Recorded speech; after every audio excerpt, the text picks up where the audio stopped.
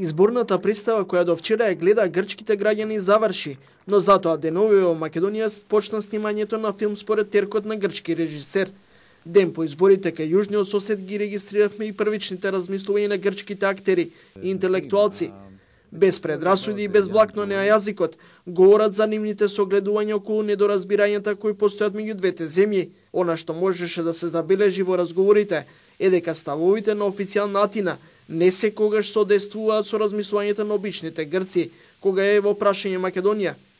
Кристос Лилис, еден од актерите во филмот Уште еден збунет слон, оценува дека решението не зависи само од новиот грчки премиер Папандреу.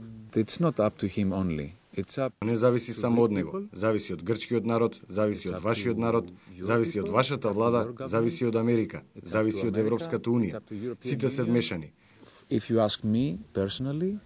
Ако ме прашувате мене, немам ништо против да се нарекувате македонци и Македонија, затоа што целиот овој регион е Македонија.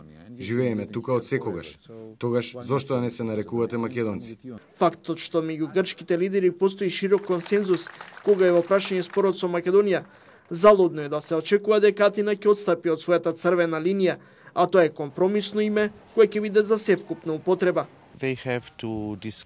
Треба да разговараат многу сериозно и навистина да најдат решение за името, затоа што мислам дека не е толку важно. Историјата, името и сето тоа. Мислам дека национализмот никогаш не им носел добро на луѓето.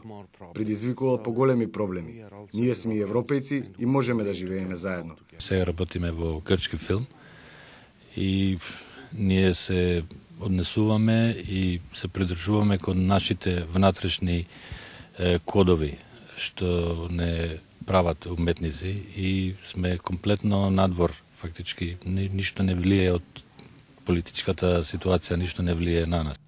Иако спорот со името никако да добие своја завршница, тоа не ги спречува грчките компании да инвестираат во земјава, актерите да снимаат филм, а во исто време и наши филммејкери да работат во Атина.